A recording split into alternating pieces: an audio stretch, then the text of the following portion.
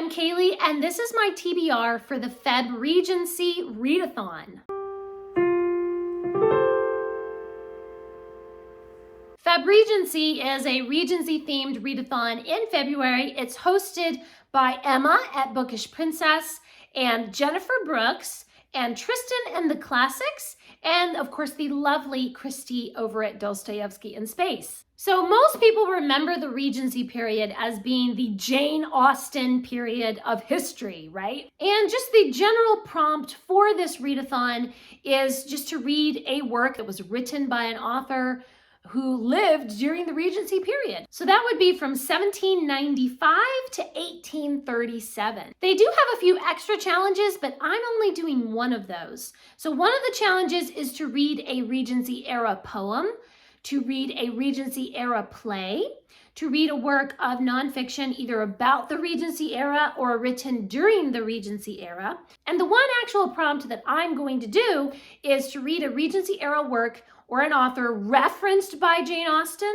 or who influenced Jane Austen. So that's the one that I'm going to be doing. But there is also a bonus challenge to send a Regency-style chatty handwritten letter to a friend. I think that is so much fun. I probably am not going to be doing that challenge. I just have a lot on my plate in February and I'm just like, I don't need to be doing extra stuff, you know? So this readathon is going through the entire month of February, and they do have a group read that they're going to be doing. It's Evelina by Frances Burney. I don't think I'm going to join in with that. I just, like I said, I have so many other things on my plate.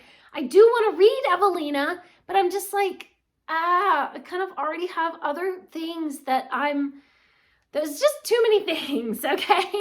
I have so much other reading on my plate, and I'm kind of trying to make my other reading fit this readathon rather than the other way around, if that kind of makes sense. Like I already had other plans and other goals for February, and so I'm trying to make those things fit with Febregency. All right, so here is my TBR for Febregency. I have 3 books that I have listed that I want to read. The first one is A Sicilian Romance by Anne Radcliffe. This one fulfills the prompt that it influenced Jane Austen, especially in Northanger Abbey, and I think also in Emma. There are characters who read Anne Radcliffe's books. Harriet, in the book Emma, Harriet reads The Romance of the Forest, and she even recommends it to her boyfriend to read. And then I believe Mysteries of Udolpho is mentioned in Northanger Abbey, and Catherine gets all of her ideas about there being skeletons in the closet at Northanger Abbey because there's lots of skeletons in the closet in Mysteries of Udolpho. So Jane Austen loved to poke fun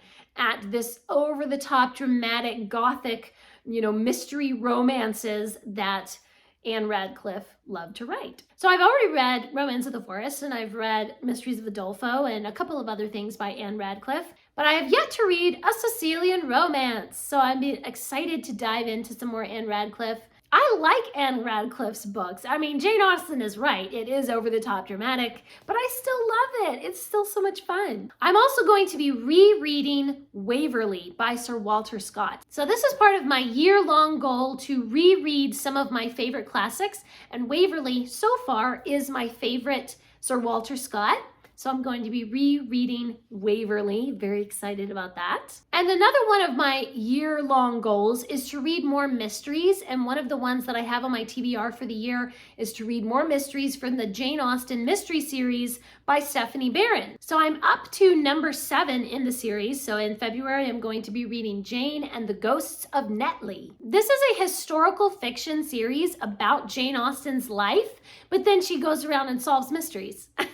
So there are some elements in the story that are really true.